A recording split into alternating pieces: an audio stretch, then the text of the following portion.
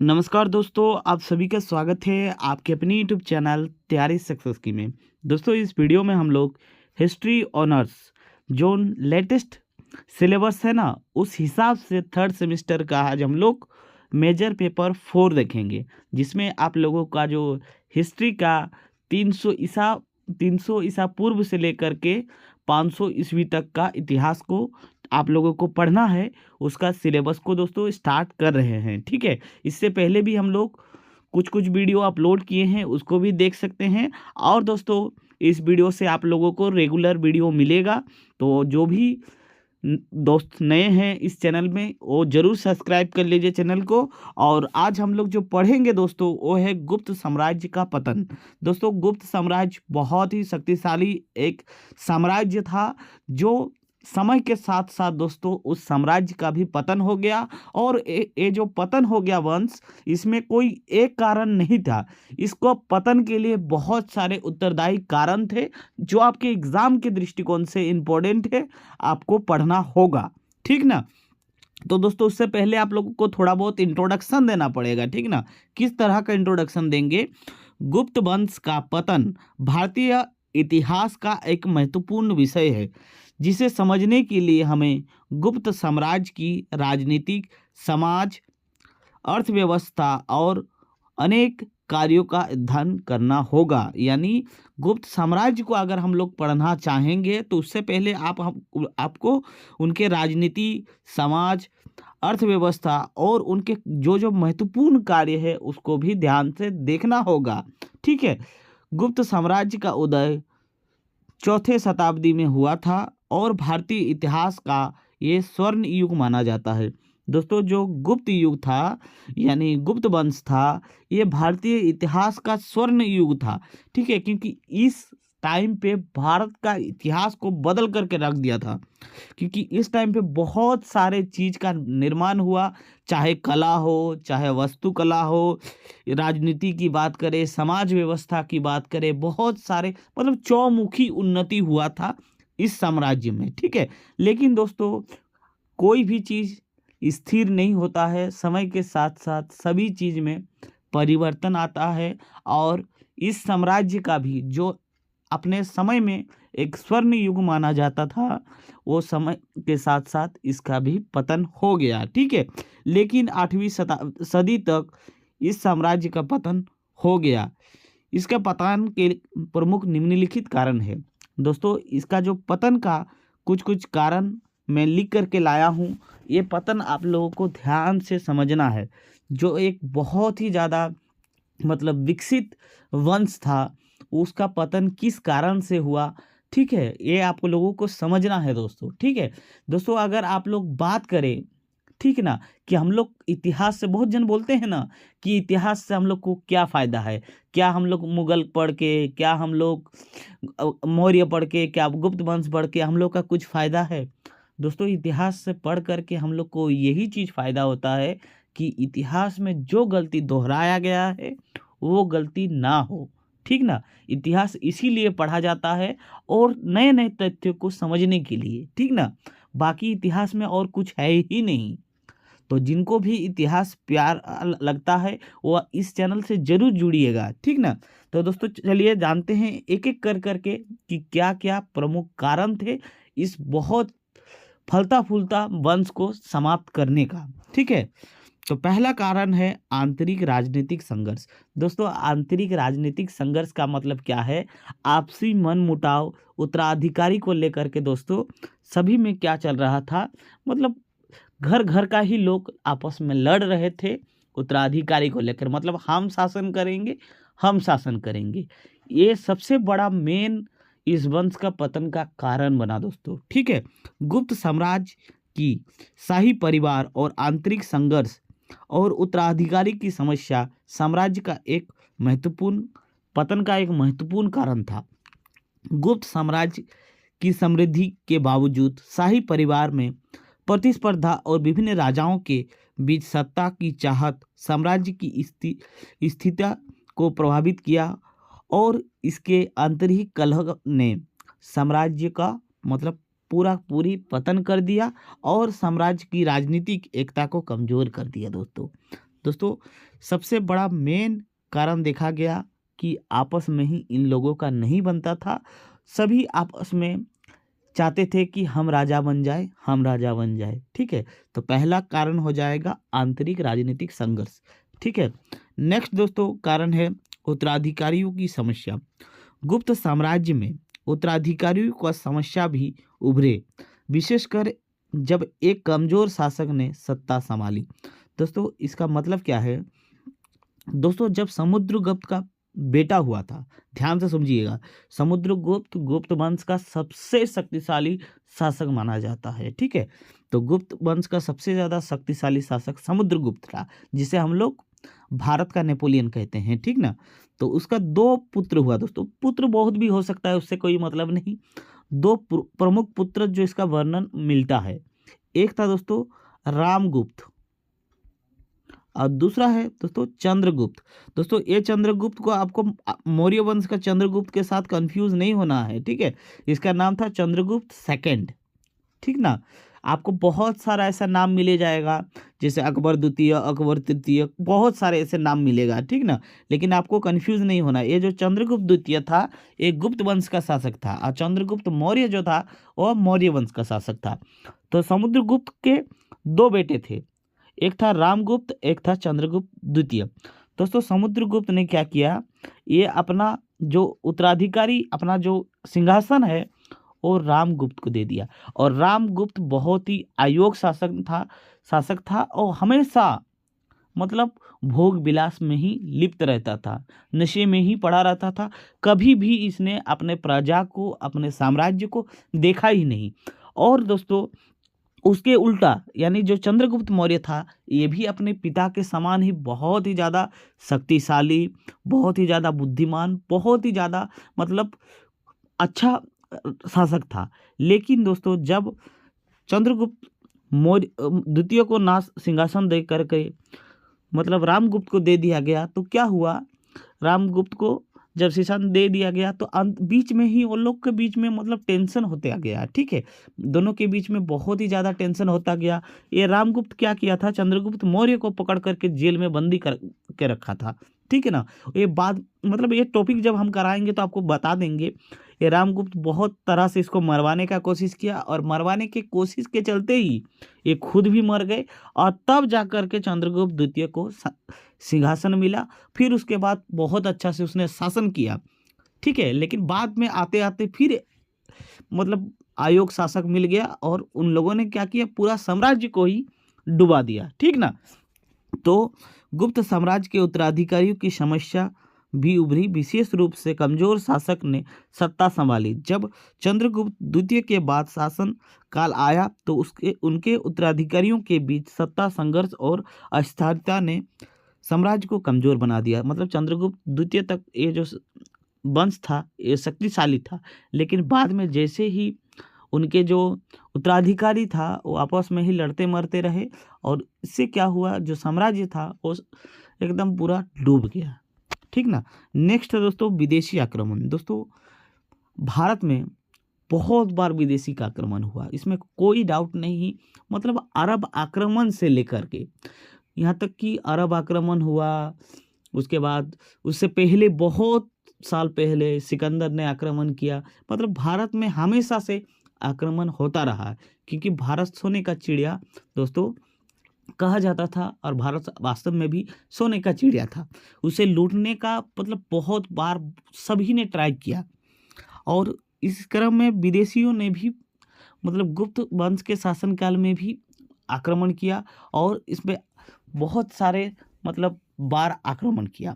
गुप्त साम्राज्य के पतन में विदेशी आक्रमण का भी एक महत्वपूर्ण कारण है। ठीक ना, हुनों और शाकों ने जैसे आक्रमणकारियों ने साम्राज्य को पश्चिमी उत्तरी क्षेत्रों पर आक्रमण किए। ये जो तो हुन है ना, हुन और शाक, ये दो अलग अलग मतलब वंश थे जो गुप्त साम्राज्य को मतलब आक्रमण किया था। ठीक है, इन आक्रमणों ने गुप्त साम्राज्य की सीमाओं को कमजोर किया और संसाधनों की कमी की स्थिति उत्पन्न कर दी। यानी क्या किया, चारों तरफ से दोस्तों घेर लिया, और जो गुप्त वंश थे उनका किसी भी दूसरे जगह से कनेक्टिविटी को ख़त्म कर दिया। इससे क्या हुआ, यहाँ पर इनकी जो संसाधन था उसके कमी आ गया, हर एक चीज़ को देखा गया, ठीक ना। और उल्टा दोस्तों ये जो हूण थे और ये हूण और शाक, इन लोगों के साथ मिल करके रामगुप्त ने चंद्रगुप्त द्वितीय को मरवाने का प्लान कर दिया। लेकिन दोस्तों चंद्रगुप्त द्वितीय जो था वो बहुत ही ज़्यादा प्लानिंग के साथ, मतलब शाक के जो ये था ना शासक, जो मेन शासक था उसका सर काट करके ले आया था, ठीक ना। तो चलिए आगे हम लोग बढ़ते हैं। नेक्स्ट है साम्राज्य की आर्थिक समस्या। दोस्तों आर्थिक समस्या किस प्रकार हो गया दोस्तों, गुप्त साम्राज्य जब चरमोत्कर्ष पे था, मतलब बहुत ही ज़्यादा फूल फल रहा था, तो उस टाइम क्या हुआ, गुप्त शासकों ने बहुत सारे चीज़ों का निर्माण करवाया, ठीक ना। बहुत सारे कलाकृति बनाए, बहुत सारे दान धर्म किए, हर एक तरह का मतलब लोगों को छूट दिया, हर एक प्रकार का कार्य किया, ठीक ना। उन लोगों ने कभी भी भविष्य के लिए धन संचित किया ही नहीं। इससे क्या हुआ, आने वाले साम्राज्य में धन की आर्थिक समस्या उत्पन्न हो गया। गुप्त साम्राज्य में समृद्धियों की नींव उनके आर्थिक प्रणाली पर था, यानी वो लोग इसलिए शक्तिशाली थे क्योंकि उन लोगों के पास धन संपदा बहुत था। लेकिन बाद में आर्थिक समस्या उत्पन्न हो गई, युद्ध और आक्रमण के कारण व्यापार और कृषि मंदी आ गई, जिससे साम्राज्य की अर्थव्यवस्था पर नकारात्मक प्रभाव पड़ा। यानी दोस्तों पूरा का पूरा जो अर्थव्यवस्था था इन लोगों का खराब हो गया। और भले कोई अर्थव्यवस्था जब किसी का खराब होता है तो क्या कोई युद्ध जीत सकता, युद्ध तो जीत नहीं सकेगा, वो कोई कुछ भी नहीं टिक पाएगा जब उसके पास पैसा ना हो, ठीक ना। तो ये भी आर्थिक समस्या भी एक बहुत बड़ा मेजर कारण था इस साम्राज्य को डुबाने में। नेक्स्ट है दोस्तों सामाजिक और प्रशासनिक समस्या। दोस्तों सामाजिक और प्रशासनिक समस्या क्या है, ध्यान से समझिएगा। गुप्त साम्राज्य का प्रशासनिक ढांचे में भी समस्या उत्पन्न हो गया। साम्राज्य के विस्तार के साथ साथ प्रशासन ढांचा प्रभावी ढंग से कार्य नहीं कर सका। यानी दोस्तों उन लोगों का जो कार्य प्रणाली था, शासन का प्रणाली था, वो धीरे धीरे क्या हो गया, धीरे धीरे जब पूरा एरिया बढ़ा और जब शासक आयोग होता गया तो उन लोगों का जो जो पूरा का शासन प्रणाली था वो धीरे धीरे कमज़ोर होने लगा। जो कोई छोटा मोटा जो शासक था उन लोगों ने उन लोगों से अलग होकर के, गुप्त वंश से अलग होकर के, मतलब अलग अलग में अपना अपना मतलब स्वतंत्र हो गए और राज करने लगे। तो इससे क्या हुआ, उनका जो प्रशासनिक व्यवस्था था जो इन सभी को लेकर के अपना शासन कर रहा था वो ढीला हो गया। भला जब इनके पास आर्थिक स्थिति खराब हो, इनका आपस में मतलब लड़ मर रहे हो और जो भी शासक उनका पहले सपोर्ट करने वाला था वो अब अलग हो गए हैं, तो कोई साम्राज्य मतलब भला खड़ा रह सकेगा, नहीं रह सकेगा। वही कारण हुआ विभिन्न प्रांतों और स्थानीय शासकों की बढ़ती स्वाधीनता और प्रशासनिक असफलता ने साम्राज्य को एकता को चुनौती दी, यानी सब कोई अलग अलग होने लगे। नेक्स्ट था दोस्तों धार्मिक असंतोषता। धार्मिक असंतोषता क्या है, ध्यान से सुनिएगा। गुप्त काल में हिंदू धर्म को प्रोत्साहन था, यानी गुप्त जो शासक थे वो हिंदू थे और उस काल में हिंदू धर्म का बहुत ही अच्छा प्रचार प्रसार हुआ। लेकिन साम्राज्य की धर्मनिरपेक्षता और अन्य धर्मों की समुदाय के साथ को लेकर असंतोषता उत्पन्न हुई। मतलब क्या था दोस्तों, जो भी उस गुप्त वंश के शासक थे उन लोगों ने सिर्फ और सिर्फ अपने हिंदू धर्म को पर ही देखा। लेकिन दोस्तों उस टाइम तक बहुत सारे ऐसे धर्म समाज में मतलब था जिनको मतलब उन लोगों ने मतलब एकदम अनदेखा कर दिया। इससे क्या हो गया, वो जो धर्म के लोग थे उन लोगों ने भी लोगों को भड़काना शुरू कर दिया और भी बहुत सारे काम किए, जिससे क्या हो गया, जिससे उन लोगों के बीच जो धार्मिक किया था वो बीच में भेदभाव हो गया और ये भी एक कारण बना इनके पतन का। बौद्ध और जैन समुदाय का विरोध साम्राज्य के सामूहिक स्थिरता को प्रभाव कर सकता था। धार्मिक असंतोषता और विभाजन ने साम्राज्य के सामाजिक ढांचे को भी प्रभावित किया। यानी ये जो उस टाइम बौद्ध धर्म और जैन धर्म था जो बहुत ही ज़्यादा प्रगति स्थिति पर था, लेकिन गुप्त शासकों ने इसके ऊपर कोई ध्यान नहीं दिया। इससे क्या हुआ, इससे दोनों धर्मों में टेंशन हो गया और बहुत सारे लोग उस टाइम तक बौद्ध धर्म और जैन धर्म में आ चुके थे। इसलिए एक बहुत बड़ा मेजर पतन का कारण धार्मिक असंतुष्टता अभी था, क्योंकि शासक को किसी एक धर्म के प्रति उतना ज़्यादा रुझान होना सही नहीं है। ठीक ना। नेक्स्ट है दोस्तों क्षेत्रीय शक्ति का उदय। क्षेत्रीय शक्ति मतलब क्या है? जो आसपास बहुत सारे जो लोग अलग होकर के अपने आप स्वतंत्र हो गए थे, उन लोग शक्तिशाली हो गए और नए नए शक्ति के रूप में उभरे। तो भले जो जो गुप्त वंश था दोस्तों, वो लोग तो अभी मतलब उतना अच्छा शक्तिशाली नहीं रहा था। तो जो जो अलग होकर के एक नया नया मतलब राष्ट्र बनाए थे, तो उन लोगों ने क्या किया, इन लोगों ने ही उल्टा चुनौती देना शुरू कर दिया। उन लोगों ने ही प्लान बनाया कि इनको फिर से लूटा जाए। ठीक ना। तो ऐसी स्थिति में क्या होगा, और गर्त में जाता रहेगा। ठीक है। गुप्त साम्राज्य के पतन के दौरान स्थानीय और क्षेत्रीय शक्तियाँ भी उभरने लगे। इन नई शक्तियों ने गुप्त साम्राज्य को प्रभावित क्षेत्र को चुनौती दिया। यानी ये जो नए नए शक्ति थे, जो इन लोगों से ही अलग होकर के शक्तिशाली बने थे, वही इन लोगों को चुनौती देने लग गए थे। ठीक है। साम्राज्य की शक्ति को कमजोर किया। इन क्षेत्रीय शासकों ने गुप्त साम्राज्य को कमजोरी का लाभ उठाया। यानी जब वो लोग कमजोर था गुप्त शासक, तो स्थानीय शासकों ने क्या किया, इनके कमजोरी का लाभ उठाया, उनके प्रभावित क्षेत्र पर नियंत्रण स्थापित कर दिया। यानी जिस एरिया पे गुप्त शासकों ने शासन कर रहा था, उस एरिया को ही छीन लिया स्थानीय बहुत सारे शासकों ने। ठीक ना। तो ये भी एक बहुत बड़ा कारण बना इनके पतन का। नेक्स्ट था दोस्तों समकालीन साम्राज्य का उदय। गुप्त साम्राज्य के पतन के समय समकालीन साम्राज्य जैसे कि हर्षवर्धन का साम्राज्य, दक्षिण भारत में चोल पल्लव साम्राज्य का उदय हुआ। यानी जब दोस्तों गुप्त साम्राज्य मतलब यहाँ पर था मगध में, उस टाइम क्या हुआ, बहुत सारे जगह पे बहुत सारे शक्तिशाली शासक उस टाइम तक ये हो गए थे। ठीक ना। अपना शक्ति फैला चुके थे, जिसमें चोल पल्लव और दोस्तों स्पेशली हर्षवर्धन, क्योंकि आप लोग जानते हैं हर्षवर्धन बहुत ही ज़्यादा शक्तिशाली शासक था। इन साम्राज्यों ने गुप्त साम्राज्य के लिए प्रतिस्पर्धा उत्पन्न की और उनके प्रभाव क्षेत्र को चुनौती दिया। दोस्तों ये लोग खुद अपना मतलब उत्तराधिकारी आपस में लड़ते मरते, खुद ये लोग अपना साम्राज्य को मतलब कमज़ोर बना दिया था। अब जो हर्षवर्धन मतलब पूरा शक्तिशाली शासक क्या कर रहा था, इन लोगों को चुनौती दे रहा था। पहले के टाइम में ऐसे ही होता था, जब कोई शक्तिशाली बन जाता था, वो चाहता था कि पूरा भारतवर्ष में वही शासन करे। और इसीलिए जो राजा शक्तिशाली होते थे, वो लगातार युद्ध करते थे। मतलब ये इस राजा के साथ युद्ध जी जाते थे, तो उस राजा के साथ युद्ध करेंगे, मतलब युद्ध करते ही रहते थे। ठीक ना। दोस्तों वीडियो थोड़ा लंबा होगा, आप लोग को मतलब पूरा वीडियो दिए हैं, पूरा जितना हो सके मेरे तरफ से बेस्ट एक्सप्लेन करने का कोशिश किया हूँ। तो आप लोग भी समझिएगा, थोड़ा वीडियो लंबा होगा। ठीक ना।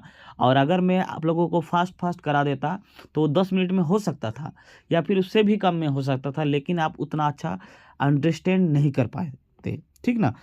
दोस्तों नेक्स्ट जो प्रमुख कारण था वो था सैन्य और सामरिक समस्या। दोस्तों सैनिक और सामरिक समस्या मतलब क्या है दोस्तों, ये जो गुप्त वंश था, इनका पास खुद मतलब उतना धन नहीं था कि वो अपना साम्राज्य को अच्छा से चला सके, और एक विशाल सेना को संचालन करने के लिए बहुत सारे धन की आवश्यकता होती है। कोई सैनिक तभी वो काम करेगा जब उनको वेतन मिले, जब उनको उसके बदले में कुछ मिले। लेकिन क्या हुआ, उनके पास खुद इतना धन नहीं था कि वो लोग वेतन कर सके। तो सैनिक क्या किया, इन लोगों का बात ना मानना शुरू किया, और जो उस टाइम शक्तिशाली शासक थे उनके साथ मिलना शुरू हुआ। तो जब बोलते हैं ना घर का भेदी लंका ढाए, तो कुछ ना कुछ तो हर एक शासन का स्ट्रेटेजी होता है ना शासक का। तो ये स्ट्रेटेजी अगर दूसरे को पता चल जाए तो को भला वो जीत पाएगा, नहीं जीत पाएगा। तो इसी तरह का क्या हुआ, सैनिक समस्या उत्पन्न होने लगा। ठीक है। गुप्त वंश के सैनिक क्षमता भी एक समस्या बनी। आक्रमणकारियों के खिलाफ सामरिक तैयार और संरक्षण की कमी ने साम्राज्य को सुरक्षा को प्रभावित किया। आक्रमणों का सामना करने के लिए साम्राज्य की सैनिक ताकत कमजोर साबित हुई। जिससे उसकी स्थिति और भी खराब हो गई। मतलब ज़्यादा से ज़्यादा सैनिक जा चुके थे और विशाल मतलब युद्ध को झेल पाना इन लोगों का बस की बात नहीं थी उस टाइम। नेक्स्ट है दोस्तों क्षेत्रीय संघर्ष। गुप्त साम्राज्य के अंतर्गत विभिन्न क्षेत्रीय संघर्ष भी उभरे। विभिन्न क्षेत्रीय प्रमुख और जनजातियों ने गुप्त साम्राज्य की ताकत को चुनौती दी, क्योंकि निर्बल को होता है ना दोस्तों, निर्बल को सभी मारते हैं, वही हुआ। जो कमज़ोर है, कमज़ोर को सभी मारते हैं। लेकिन जब जब समुद्रगुप्त शासन कर रहे थे, जब चंद्रगुप्त द्वितीय शासन कर रहे थे, उस टाइम ये लोग क्यों नहीं आक्रमण किया? क्योंकि उस टाइम ये लोग के ही अंडर में वो लोग था, ठीक ना। जब वो लोग देखा कि निर्बल शासक शासन कर रहे थे तो सभी मतलब आक्रमण करना शुरू कर दिया। साम्राज्य साम्राज्य की एकता को प्रभावित किया। ये संघर्ष साम्राज्य के पतन में योगदान देने वाले एक अन्य कारकों का भी जन्म दिया। ठीक है, तो दोस्तों ये रहा पूरा का पूरा कारण। अब हम लोग निष्कर्ष के रूप में क्या लिखेंगे? गुप्त साम्राज्य का पतन एक जटिल प्रक्रिया था, यानी उसके पतन में कोई एक विशेष कारण नहीं था, बहुत ही ज़्यादा मतलब प्रमुख कारण, बहुत तरह तरह का कारण था। ठीक है, जिसमें आंतरिक समस्या, आर्थिक समस्या, विदेशी आक्रमण, क्षेत्रीय शक्ति का उदय प्रमुख कारण निभाते हैं। गुप्त साम्राज्य का पतन भारतीय इतिहास का एक महत्वपूर्ण मोड़ था, ठीक है, जिससे देश की राजनीति, संस्कृति, दिशा को प्रभावित किया। गुप्त वंश की यह जटिल और विविध समस्या हमें यह सिखाती है कि एक साम्राज्य की स्थिति और समृद्धि के लिए एक मजबूत प्रशासन और स्थिर आंतरिक राजनीति और आर्थिक सुदृढ़ता कितनी महत्वपूर्ण है। यानी दोस्तों ये जो गुप्त साम्राज्य का पतन हम लोग को क्या सिखाता है कि कोई शासक का मतलब साथ में मिलकर के काम करना, साथ ही साथ आर्थिक स्थिति और राजनीतिक स्ट्रेटेजी क्या होना चाहिए, तब जाके करके कोई शासन या फिर कोई शासक शासन कर पाएगा। तो आई होप ये जो पूरा दोस्तों गुप्त वंश का पतन का कारण है आप लोगों को समझ में आ गया होगा। दोस्तों अगर पूरा वीडियो को देखे हैं और अगर आपको अच्छा लगा है तो ज़रूर लाइक कीजिएगा और वीडियो को ज़रूर से ज़रूर अपने दोस्तों के साथ शेयर कीजिए। मिलते हैं नेक्स्ट वीडियो में, तब तक के लिए जय हिंद।